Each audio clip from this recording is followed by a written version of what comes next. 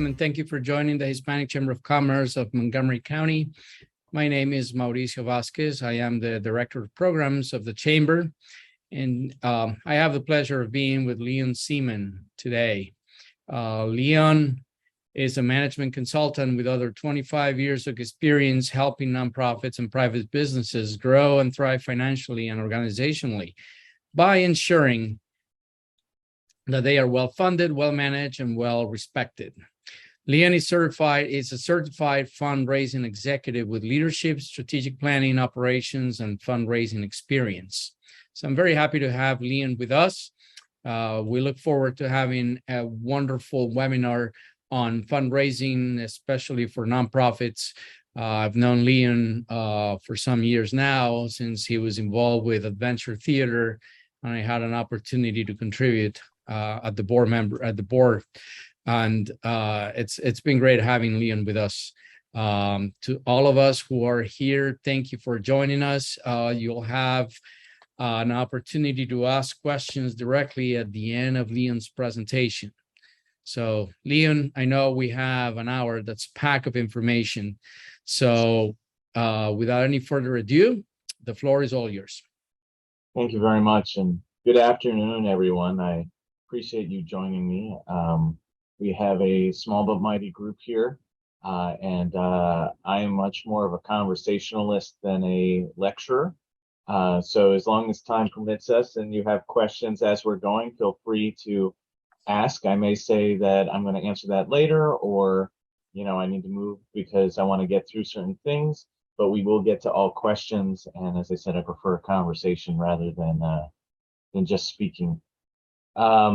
I'm going to share my screen. Hold on a second.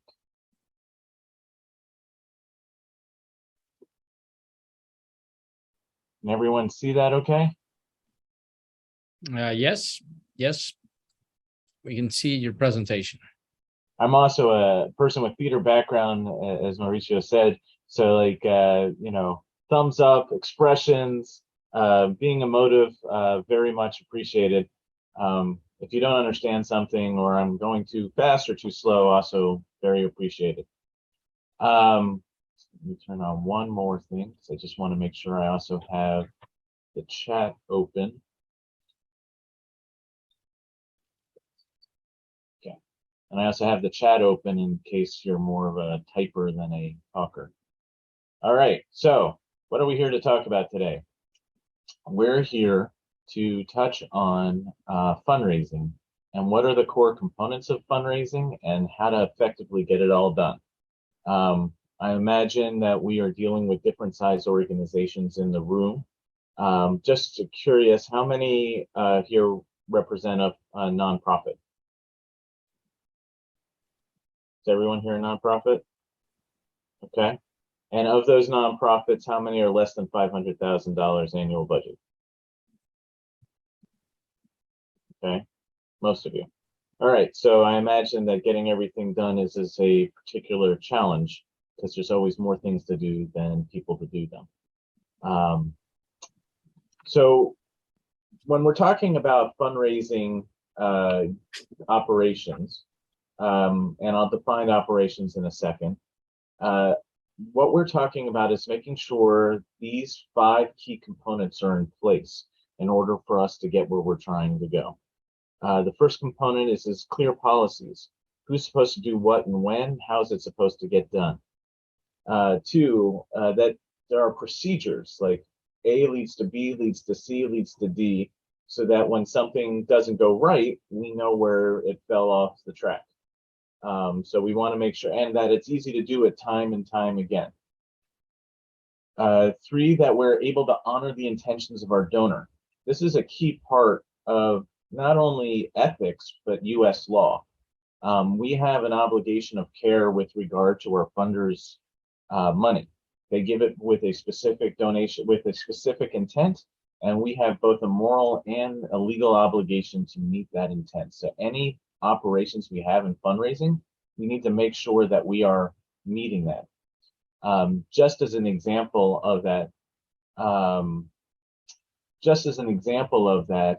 I don't know if we're going to be sharing the presentation, but it does seem like we're recording. Yes, we will. We are recording the presentation and we will post it on our social media, YouTube and social media channels. So I had a recent situation where a donor made a gift pre-COVID for a specific program. Because of COVID, the program didn't happen as the donor intended.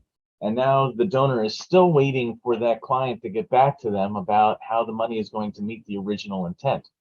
If that nonprofit doesn't meet that intent, they have to return the money. So it's very important that we are tracking the intent of each of our donors with each of the gifts. Easily track the next step with each donor. It's easy to forget that ultimately we're building a relationship with our donors.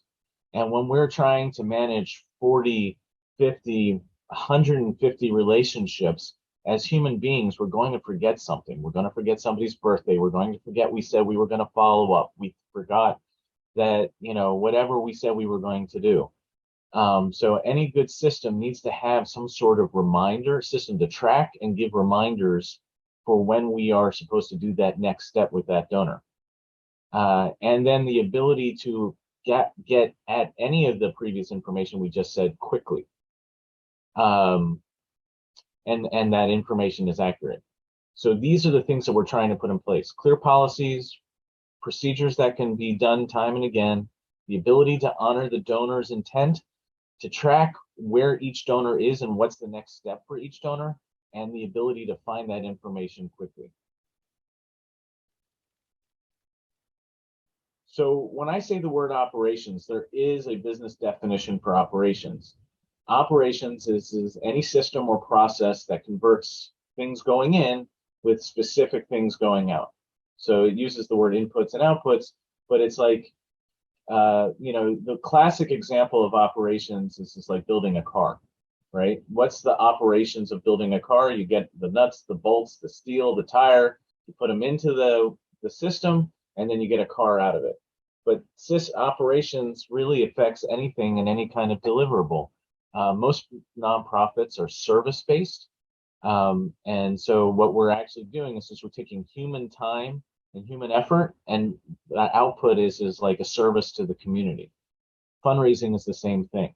We're trying to take all of this human time, money, and energy into making relationships and having that relationship lead to support for your nonprofit.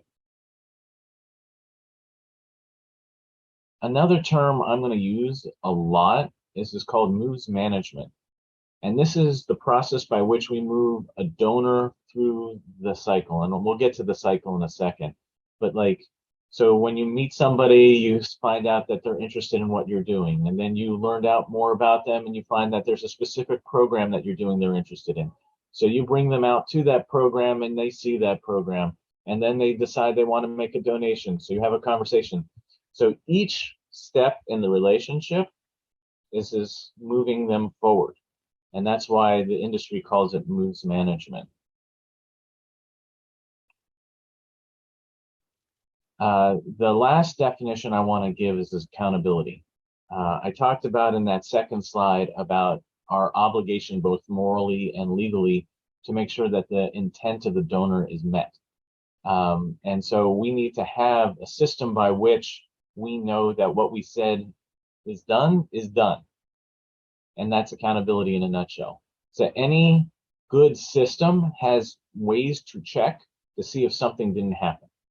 Whether it's you didn't send the thank you letter, whether it's you didn't make the phone call you were supposed to make, whether it's you said you were going to use the gift for X and you used it for Y. Any of those things are areas for accountability, and we want to make sure that that we do what we say. Any questions about any of these definitions, because they're the baseline for the rest of the conversation?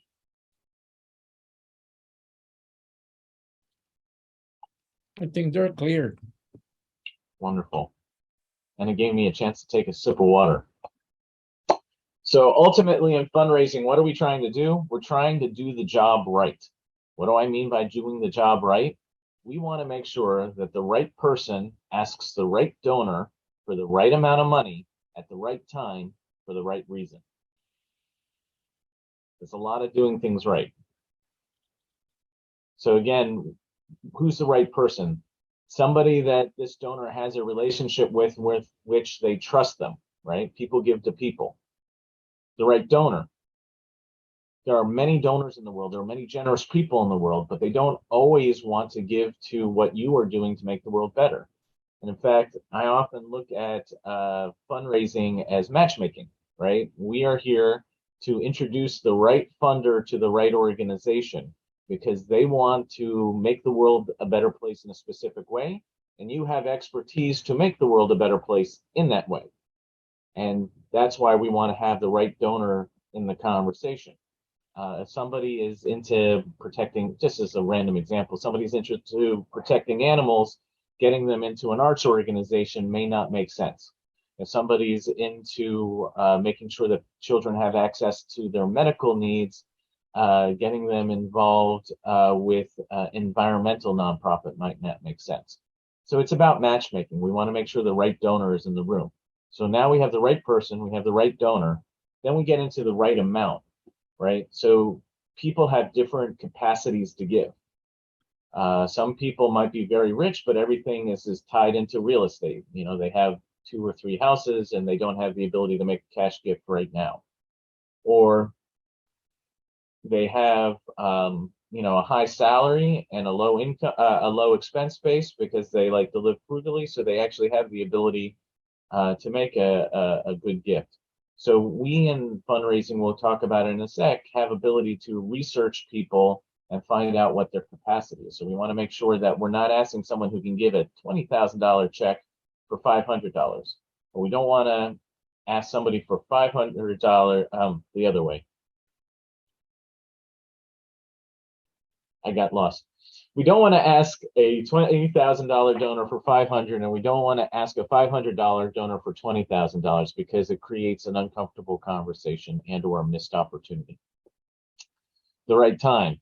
So going back to that last example I was just talking about, if somebody is cash poor right now because they're waiting for their annual bonus on January 15th, asking them for a big donation on December 15th, end of year giving may not be the best strategy. So we need to know that they get to know them well enough to know that they get their big year-end bonus on January 15th, and we better be knocking on their door on the 16th when they're feeling cash flush and feeling good about themselves. So that's the right time. And then the right reason. Just because you're an animal shelter and the person likes animals, you need to get into more detail with them. They may want to make sure that no animals are euthanized. So they're willing to sponsor a specific program within your program. Most of us have a nonprofit that has at least 3 to 5 primary programs. And so we want to make sure that not only are we asking the right person, but we're asking them for the program that speaks most to their heart. Any questions about doing the job right? Still with me? Yes. All right. Thank you. So the cultivation cycle, this is where a visual representation of that moves management I was talking about, right? Donors can come in anywhere in the cycle, but most often they come in through acquisition. So I don't know if I can do a pointer, but in the lower left-hand corner where it says acquire. So acquiring is simply getting a name.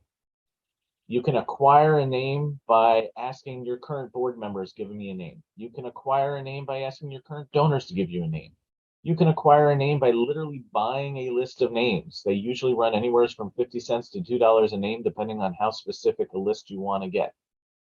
But you're just getting a name, right?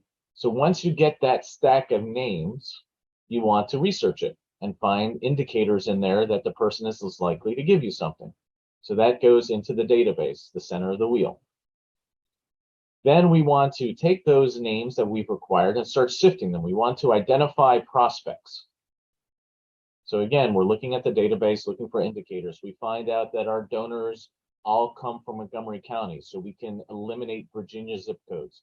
Or we find out that all of our donors have 2 to 3 kids. There's ways of checking that out. We want to find donors that have subscriptions to Time Magazine. There's ways of finding that out. but there will usually be indicators because we don't necessarily have a budget to send out requests to the entire world. So we want to find a way to do a chewable bite on the most likely people that are going to say yes. And we'll get to that in a second. Once we identify a group of names that we think is good, so we've acquired the names, we found a subgroup that we think is good, we start what we call is qualifying them, which means finding out more information about them in order to find out if they are really truly likely to give. So that could be sending a letter of interest. That could be inviting them to participate in a survey. That could be making a phone call and having a coffee with them, depending on how small your list is, because that, you can't do that with a huge list. It could be inviting them to an event. But any way you can to get to know them, because this is now the beginning of the quote unquote dating process. This is when you're trying to find out what is it that's near and dear to their heart that ties into what you do. Once you have done a baseline of qualifying, you have usually a manageable list. And that manageable list then moves into what we call the cultivation phase. When they're in cultivation, this is when we really start introducing them to us, introducing them to our nonprofit, and helping them understand how we make the world a better place. We're still listening. We still want to learn about them and what speaks to them, but this is our opportunity to start showing them what we're doing and the good work that we are doing. So cultivation most often involves somehow newsletters or emails or inviting them to one of your programs or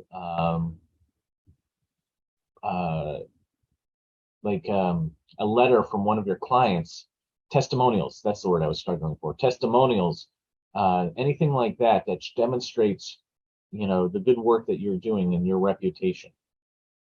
Again, in each step of the process, we should be feeding this information into a donor database to help us keep narrowing it down. Then, especially if we're going to be in the high giving category, is when we do in-depth research. That's when we start doing like wealth screening, when we start finding out what their alma mater is, when we start finding out the names of all their kids and animals and everything that they care about. Because we really want to know the person. And that in-depth research sometimes is through database, but it's also through spending time with them. One of the best things to do, and one of the things that a lot of my colleagues in fundraising like about Zoom is if you can get them to turn on their camera, you might learn tidbits about somebody because of what's in their background.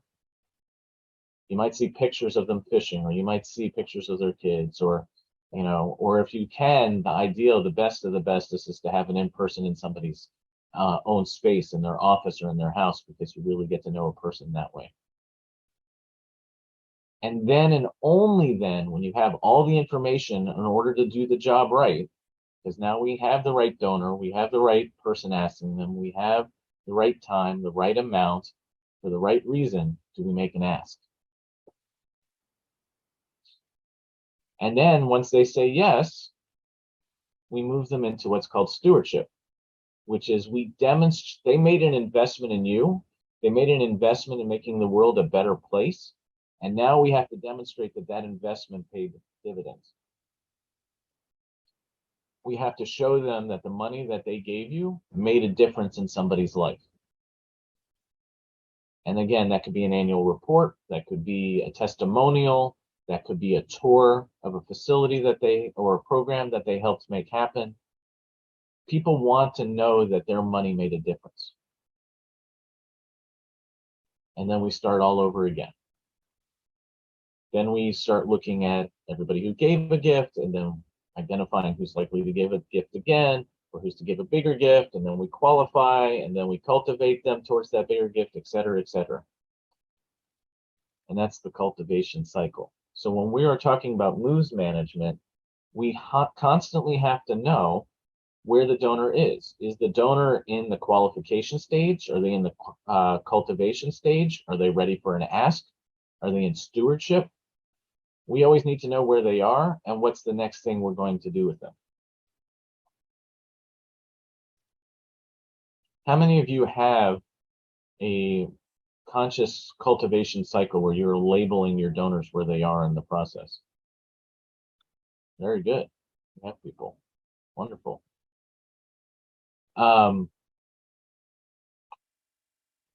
So how do we know who's going to give? The truth is we don't, but we can guess and educate. Do you have a question? I think So for me, Alberto raised his hand. yes. This is Alberto Grossmar from Maryland, Latinos Unidos. Going back to your life cycle, Leon, this is a little bit scary to see because from what I know, I'm working with Maryland nonprofits as well. There are two resources here that they are not exactly abundant in nonprofits. One is resources to follow this life cycle, and the second is data or input of data that is available but is very costly. Is there any way to automate this process? I mean, does a single person have to follow this life cycle, going through the ask, working with the potential donor, calling them? Is the only way, or there are ways where you can put this cycle into some level of automation? Yeah, the big organizations, it's all automated, to be honest with you. So it's the question I hear loud and clear is the smaller organizations. Correct. In my picture is the at the center of the wheel is a donor database. My biggest advice to any organization of any size is you have to have a donor database, also known as a customer relationship management software, CRM for short. Yeah. There is one product out there called Salesforce that will donate pretty much to any nonprofit a free license if you apply for it. It is a midline product. It's got its strengths, it's got its weaknesses, but it is so much better than nothing. And so when you're talking about automating, Alberto, this is having the ability for multiple people to enter the information into, say, a Salesforce. Salesforce will run a report that says, what do I need to do today on the 9th of August? And it will say, today is the day you're supposed to call Mauricio, you're supposed to call Leon, and you're supposed to ask Leon X. The software is called Salesforce. There are tons of products out there, but that one specifically is targeting the small non-profit market by offering it for free to nonprofits. Okay. But I'm very familiar with Salesforce. I almost went into the administrator path, but it's difficult. I mean, you have to have a lot of knowledge to program Salesforce, but that's a different discussion. Thank you so much, Ria. Yeah, I mean, you have to be comfortable in a database environment. Absolutely. Baseline Salesforce setup shouldn't be that expensive, and using it once it's set up isn't that much more challenging than using most things on your phone. With a plugin, right? Yeah. Okay. Thank you.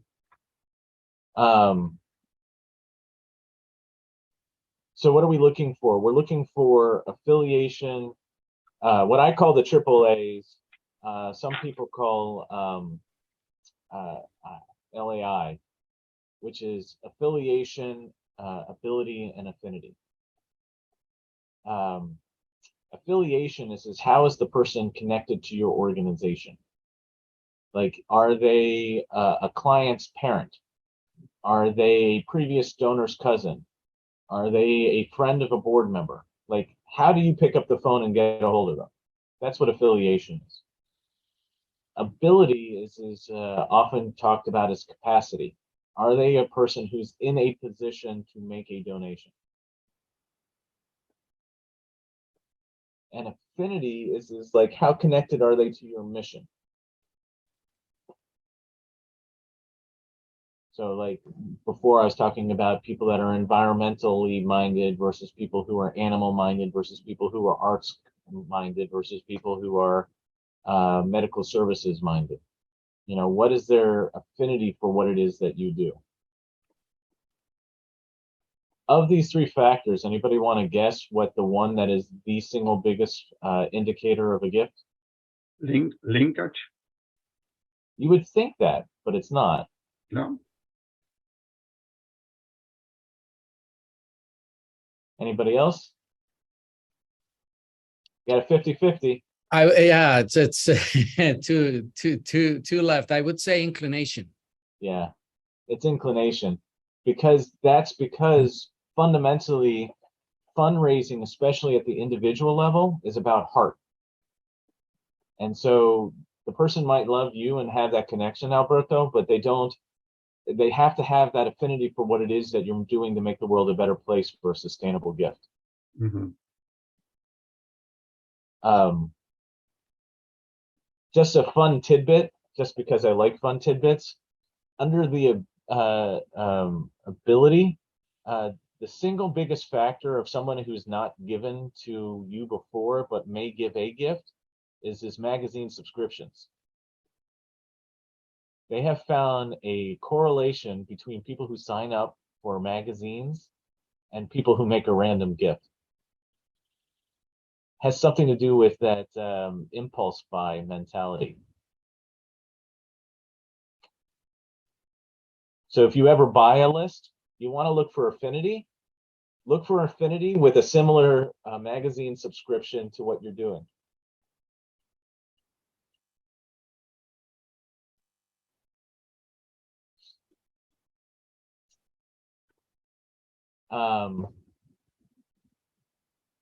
So when we're talking about, so we've got this circle of all these things that we need to get done. So how do we break it down? Because we want to do, first and foremost, is make sure that everything gets done, right? Because if we drop the ball, then we miss the opportunity to have an important conversation with someone. So we want to write it all down. We want to have a roles and responsibilities. We want to make sure everything is done. We want to make sure everybody knows what their role is and what's the definition of success for them. Also writing it down when something goes wrong, like that thank you letter doesn't go out, it makes it easier to track back and see where it fell through. Did the gift not make it into the bank? Did the gift make it into the bank but not the database? Did it make it into the database but the thank you letter wasn't sent? Was the thank you letter printed but not actually like sealed and put in the mail? Like there's lots of different places it can break down. But if you write out the process, you're going to find where it broke down faster. It also helps you understand when change is needed. You know, if you have a system that has a job description where that job is no longer filled, it makes it easier to see that you need to either put a patch or change the system permanently because that position that you've laid out in your document doesn't exist. So this, there it is. This is an example of a procedure, right? So when a gift is received, this organization has the check go to the finance person and makes a copy of it that goes to the fundraising person. The fundraising person puts it into the database, which prompts the acknowledgement, and then there's a report of all the acknowledgements that went out. The finance person puts it into the bank, which puts it into the accounting software, and then there's a report. And then we get back to that issue of accountability where we check the finance against the fundraising report to make sure they both see that gift. And this is just one example. It's just like laying it out. You know, you can do this in bullet format. It doesn't have to be like super fancy or anything. It's really about everybody knows what their roles are, and that you have a way of seeing that what you thought happened.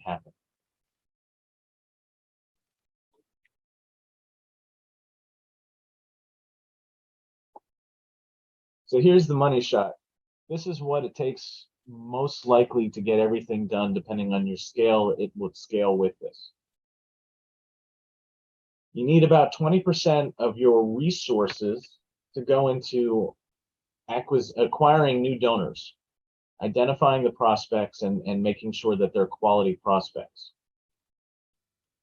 You need about 30% of your resources to go into cultivation, stewardship, and keeping track of them in your database. You need about 20% of your resources to go into research, 20% into planning, and 10% into solicitation. Now, a couple things about this slide. One is I'm very intentional about saying your resources, because we're going to talk about different ways to get this done, right? Your resources are well beyond your paid staff, especially in the smaller nonprofits. So when we're thinking about the pie of resources, we have to be thinking about all the people that are helping us get all of this done. Number two, I really like this slide for talking with boards of directors, because you notice that solicitation, the thing that scares most board members out of their socks, is only 10% of the time. There is so much that an active board can do without ever asking a person for money. Like, one of the things I find that board members will do and enjoy doing is that stewardship. They love making that phone call and saying, thank you for the gift. That's not scary. Someone's already done something good for your organization. All you have to do is call and say thank you. And that then frees up the paid staff to have more time on the other things that need to get done.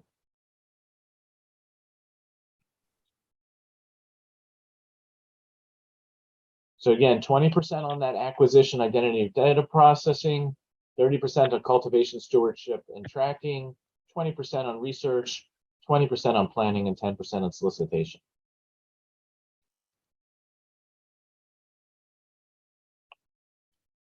So what does this look like in a 3-person shop?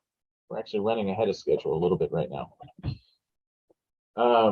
This is what it would look like in a 3-person shop. 3-person shop is probably bigger than most of your organizations. I would expect to see a 3-person shop somewhere north of $1 million. When you're a nonprofit, $1 million and above is about when I would expect to see that. So you would have a director of development who is primarily responsible for the strategy and the high donor cultivation and stewardship. The development manager who is responsible for most of that acquisition work and first-time donors and special events, and then the development assistant who should be like database focused and getting like the nuts and bolts stuff done, the thank you letters, getting things up on the website, things like that.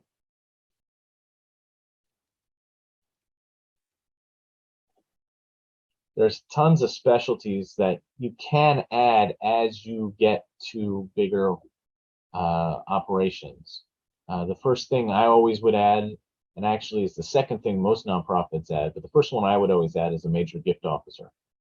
Once you have a good director of development, every major gift officer should be able to bring in about 4 times their salary within 18 months. Most nonprofits will add a special event person next, just because special events are heavy and they're labor intense and they can overwhelm the department. Grant writing is a specialty. Not everybody can do it, and those that can do it really well. It's another area where I've actually run into board members that are good at it because they might be government contractors, and so they're familiar with the basics of how to write a good grant. Prospect researcher. This is a fun specialty. You know, when you really get into high donor solicitation, it's good to involve a prospect researcher, especially once you start seeking 5 figures or more, because they can help you with that, doing that job right and making sure that you really have all the information you need to do an intelligent ask. Volunteer management. You might see that before special events, depending on the nature of the nonprofit. I've seen some after-school programs that are volunteer heavy, where that might be the next position that they'll add. Interesting fact, I think it's, I'm going to forget the statistic. Don't quote me on this, but it's north of 60% of volunteers will also give a cash donation. So thinking about volunteer management, not from a program sense, but really from a fundraising sense, is important. Alumni and community engagement, you'll see that very much in educational programs. Capital campaign is a specialty when you're getting ready for that. Corporate engagement, that's something that it's like events heavy usually, because most corporations, they like to give to like special events more than anything else. I'll get to that question in 1 second. Corporate engagement and planned giving. Planned giving you're not going to see except for in a 10 million and above organization. That's a real specialty market. I would do the 3-person shop. You know, if I was to have 2 positions, I'd probably have a director of development and a development manager. Or if your executive director is highly functional fundraiser, then you would do a development manager and a development assistant. Really, you know, those are the 2 things. You need to make sure that you have that strategy, and you need to have somebody that's keeping the trains running. So those are the most important things, because the worst thing you can do in fundraising is forget about somebody, because more than anything else, people want to be seen, and they want to feel like their contribution made a difference, and they want to be seen for it. Yeah, I did. It's about 1 million and above is just where you'll see a 3-person shop, because that's when you have the resources to like sustain the 3 positions, and it will help you grow to the next level pretty quick.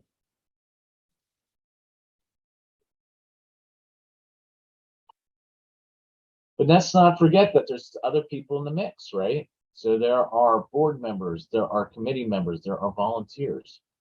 When I was saying those percentages, I was talking about the work needs to get done. There's lots of people who are involved who care about what you're doing that can help.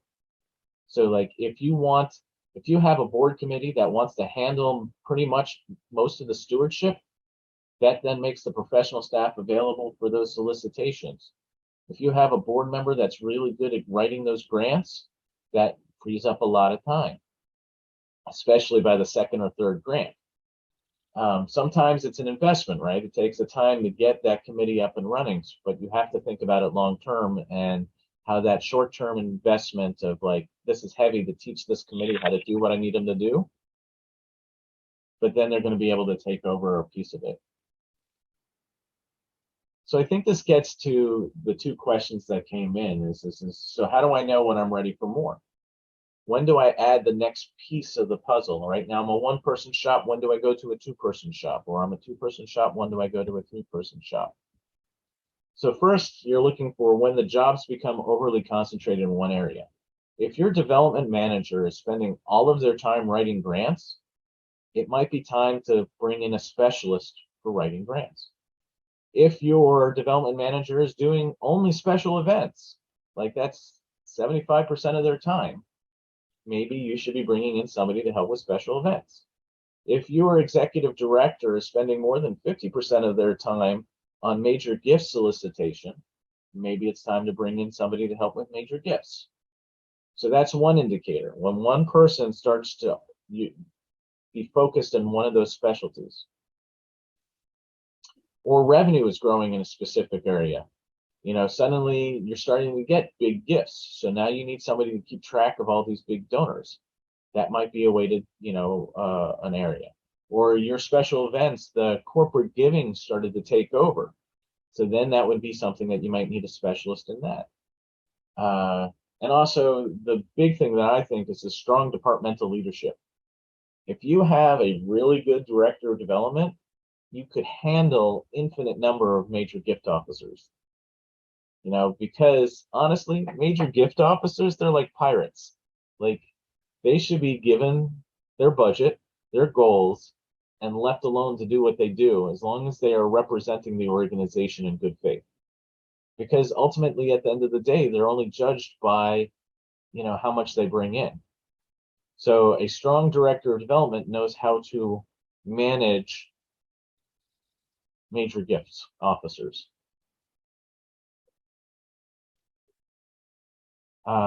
So how would I step it up? So the biggest challenge to expanding the department is how do I functionally do it? So one of the things that's really great, and I'm glad that we're being hosted by a Chamber of Commerce, there are lots of grants out there for capacity building. So say you're ready for that major gift officer, but you're not in a great position to take the risk 100% on your own for that first 12 months before they start making money. Chambers of Commerce, there's the Montgomery County Economic Development. I'm sure Mauricio could speak to all the opportunities out there that you can find. And there's also foundations that are very invested in you becoming self-sustainable. And so there are capacity grants to underwrite those temporary positions or those startup positions. Volunteers, getting a specialist to volunteer. You know, there are people, you know, board members that I was talking about who can write grants. So starting there, volunteer to help with the grants, or volunteer to help with the volunteer management. That actually happens quite a lot. So first, get somebody else to pay for the expert. Then if you can't get someone to pay, then we start with a volunteer. Then we do consultants. And the reason why I recommend consultants is quite frankly, you're not making, I'll get to that question in a second. How do you, consultants you don't have a long-term commitment to.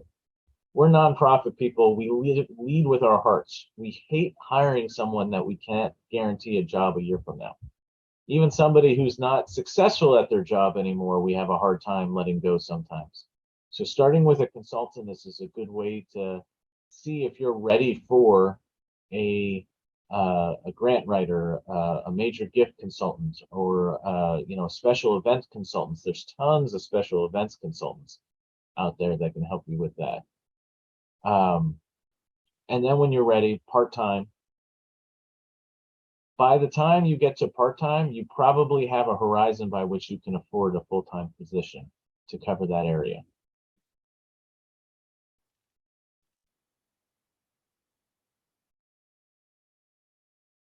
Thoughts or questions about either the percentages, what we're trying to get done, and or ways to get there?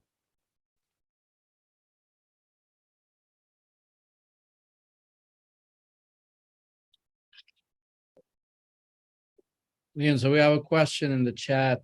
How do you qualify for grants without past performance if you're a new organization? And I think this is a very relevant question because a lot of startup nonprofits wonder when they go to grants.gov or when they go to any of these grants resources, they find out that they need 3 years of experience, 5 years of experience. They need financials for the last few years that are completely audited. How can they tackle grants when they're new, when they are a new nonprofit? Well, there's a variety of pieces to this, but no simple answer. The first piece of it is there are more grants out there than you realize. There's actually, I think, either the Nonprofit Village or Nonprofit Montgomery has access to a foundation database that they allow you to sign up time to go research foundation and grant opportunities. So the reason I mention that is if a foundation or a grant has a 3-year requirement, you are not going to be able to convince them out of it. If they have taken the time to write criteria, which about 70% of foundations do, not all of them, but about 70% of foundations do, you're not going to talk them out of it. That being said, there are tons of foundations and grants out there, and there are foundations and grants that focus on startup nonprofits. So the first trick is to be asking the right organization, right? We have to be finding the foundations and grants that are focused on where you are in your evolution. Two is experience matters, and experience is not always organizational. It can also be individual. So who you're bringing to the table in that application can create credibility. Because fundamentally, right, they want to make sure you can do what you say you can do. That's where that's coming from. So as a startup, if you can't prove it because your organization doesn't have a track record, your people who you've brought into that first project probably do. And that's a big way of convincing those foundations that are focused on and or allow for startup nonprofits to apply to prove to them to give you a chance.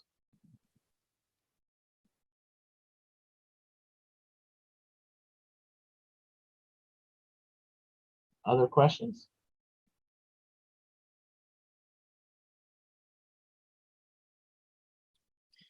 Leon, yes, I have a question. If I read your message correctly, I understand that the process for fundraising is more sharpshooting than using a bazooka. I mean, what I mean for that is that you have to concentrate very, very well understanding your audience, their affinities, as you mentioned, which leaves, it looks to me that leaves out of the picture all the social media and all the apps that they populate in the internet. I'm talking FundMe and other tools that they are out there. You are not relying on them. You did not bring them for some reason, or what is your thought about that? So I've been focusing primarily on, I didn't bring a slide for it, but if you can imagine a pyramid, and in that pyramid is a base of donors, which is like first-time donors that are giving a small amount. So say you have, you're raising $500,000 a year, and you're bringing in $250,000 in small gifts from 5,000 people. Or I'm doing the math wrong, but you get the idea. Yeah. The next level up is like, if that's 5,000 people, then it's 2,500 people that are giving an average gift of $100. And then there's, 1,200 people giving an average gift of $250, et cetera, et cetera. I was focusing on that upper part of the pyramid because that's like where we want to get, because we want to develop that relationship with the person. And I'm going to come back to a concept there in a second, but you want to develop a relationship with the person where they trust you, you trust them, and you're partners, you're true partners in making the world a better place in your mission. What you're talking about in large part is just what's that bottom, which is the acquisition of that first gift. So if what I've been describing is this kind of like fishing with a rod in a specific hole, there's also the net technique, which is feeding that bottom, because how do you identify those first-time givers that you don't even know they exist? Or there's a profile that you don't even know exists. You don't realize that grandparents are a big donor to your organization until you throw out the net and see what happens. So that usually looks like some combination of mailing, email, social media campaign, where you are saying, this is what we do in the world, give us a gift. And say, an acquisition mailing of like 20,000 pieces, if you get a response rate of like 1%, that's 200 first-time givers. Am I doing the math right? I think I'm doing the math right. 200 first-time givers. Now you have 200 people to move into that circle and find out more about them. And of those 200 people, it may turn out 10 of them can give $1,000. And of those 10 who can give $1,000, maybe 3 of them can give $5,000. But you would never have identified them if you didn't do what you're talking about those, the broad spectrum, bringing in new people. Okay. Thank you. Here's some interesting statistics that you may or may not be familiar with, but ways of measuring how your fundraising is going. This is not really related to anything else we were talking today, but I like these statistics. Most of us are tracking number of donors, number of new donors. It's important to track number of gifts renewed. a renewal rate. I went to a conference last week or 2 weeks ago, and it's very interesting that first-time givers, it's about 50-50 whether they're going to give a second gift. It's about 60% they're going to give it from second to third year. It's about 60%. From third to fourth year, it's about 75%. If you get that fifth gift from them, it's usually a 95% renewal rate. So tracking that renewal rate and where they are in their cycle can really help in like how much information you need, energy you need to keep that one going. Hand up.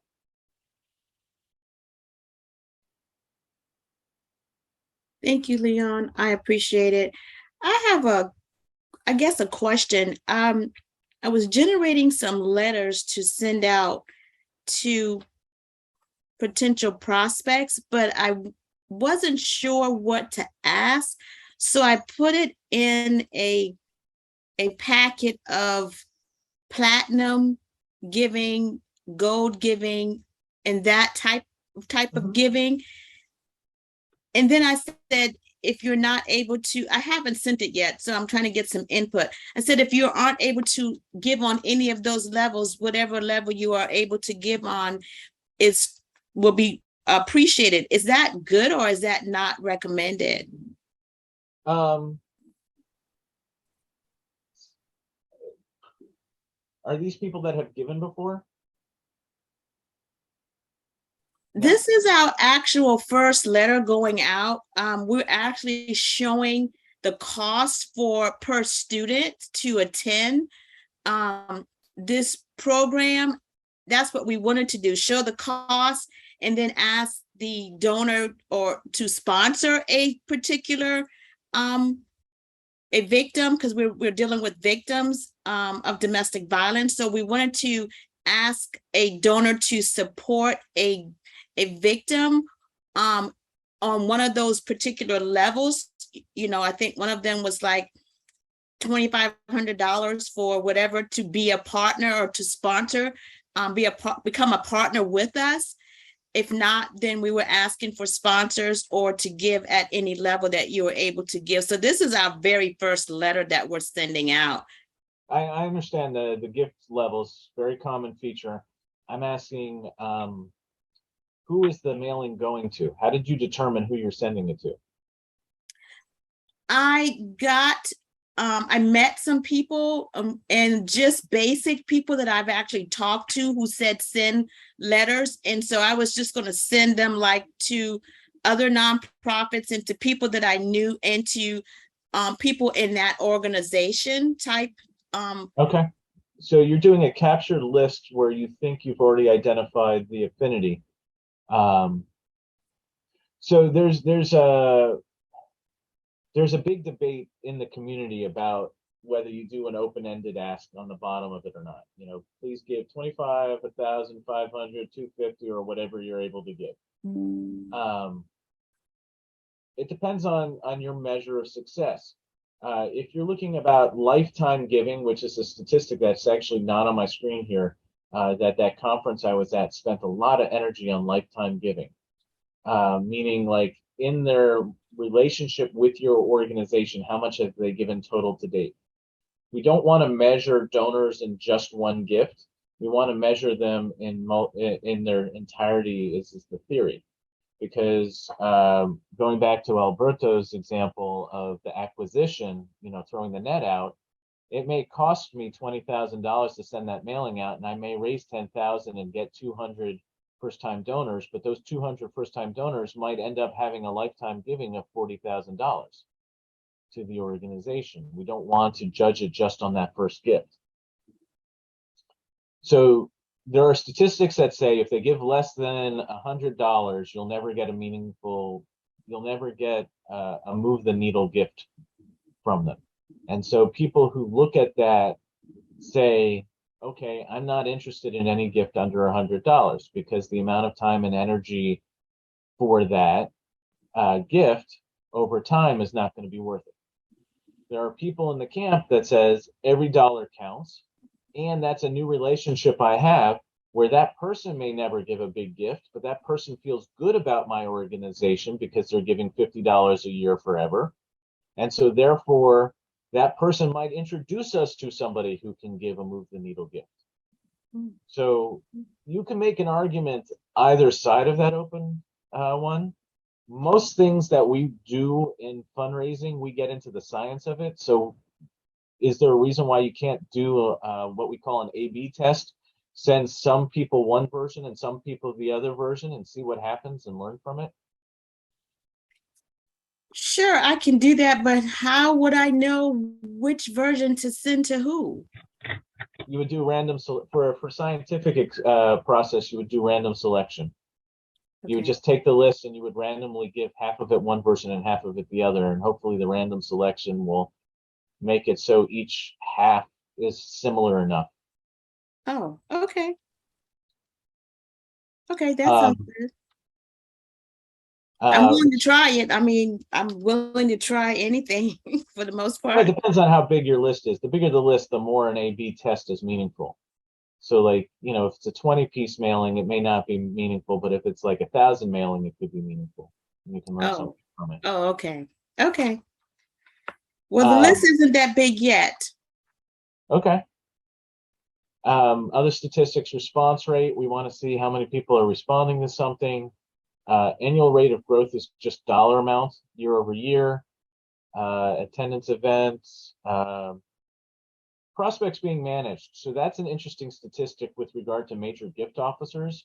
We want to make sure that the major gift officer actually has a shot at having a relationship with each of these donors. So I was, again, at that conference, I just, it was very interesting to me. I'm used to seeing major gift officers carrying a portfolio of about 40. I met some major gift officers carrying a portfolio of 150. And I have no idea how they were managing those relationships and actually remembering people. But that may go back to the automation. If the CRM, the customer relationship management software is really helping them, maybe they can. Number of asks made. Average dollar per gift is a good statistic to see like what your pool is. You may have 1,000 donors, but your average gift may be $5, or you may have 50 donors, but your average gift is $1,000. Two very different stories about what steps you might want to take next. Cost to acquisition. That's like so that throw the net out. It's actually considered good if you only lose 50 cents on the dollar on an acquisition mailing. Like, it's an excellent acquisition mailing if you spend $10,000 and bring in $10,000. But if you spend 10,000 and bring in 5, but you bring in 200 first-time givers, that can still be considered a success. Cost per renewal, again, those renewal costs go down as the years that they are part of your organization. Trying to think if there's other ones here that like really. Number of touches or visits, that's another major gift officer statistic. You don't want to judge a major gift officer too quickly. Thank you very much for joining us. You don't want to judge a major gift officer too quickly. So one of the things you can manage in the meantime is how many people are they talking to? And then their success rate. How many people are baseball fans? Anybody? No. Okay. Well, then my analogy doesn't work. But fundraising solicitation is very similar to baseball. If you can get 40% of the time a yes, you're Hall of Fame. You're absolutely Hall of Fame. If you can get 25% yes, you're in the major leagues. So if you think that getting turned down is the end of the world, just give it some perspective. Getting turned down 75% of the time, you're still a professional fundraiser.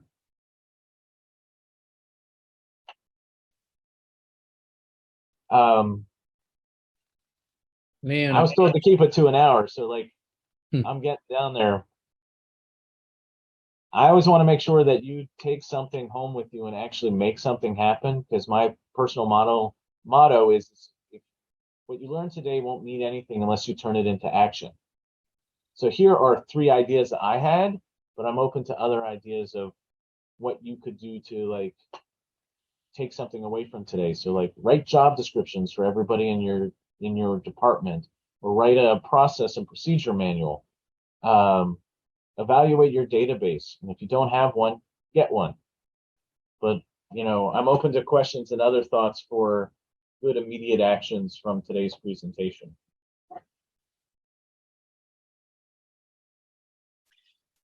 And it was a great presentation, Leon. Thank you so much. I have a question about the mayor gift officer position that you mentioned. Yeah. What are the qualifications that you look for in a mayor gift officer? How do you find one? How do you identify a good candidate?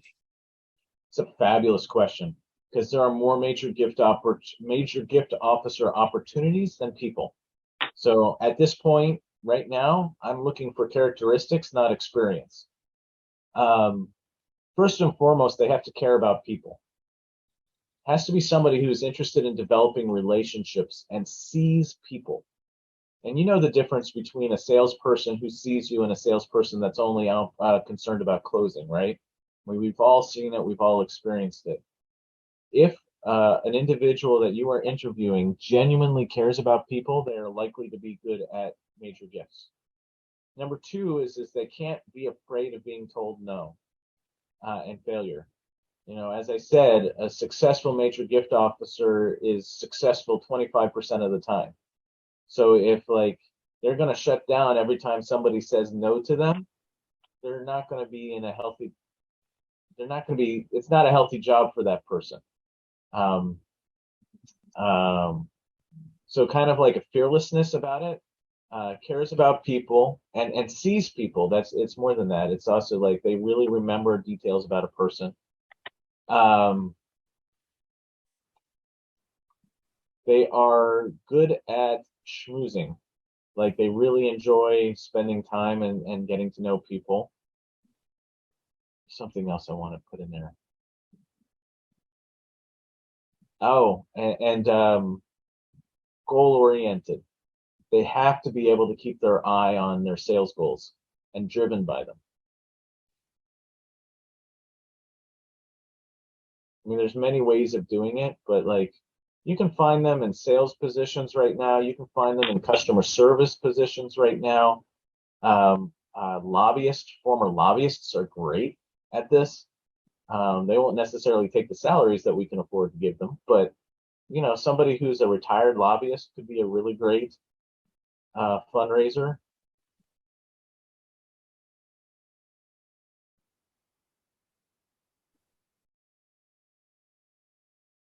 Are there any other questions? Either write them in the chat or you can ask verbally. Leon, this has been a tremendous presentation. Thank you so much. Great wealth of information you gave us during the last hour. I appreciate the opportunity. I love questions. I don't know if it was I was going too fast or I just more talky than normal today. I think the pace was right. The key points you gave us, actionable points, and to reiterate my point from earlier in this call, we will post this presentation on our YouTube channel.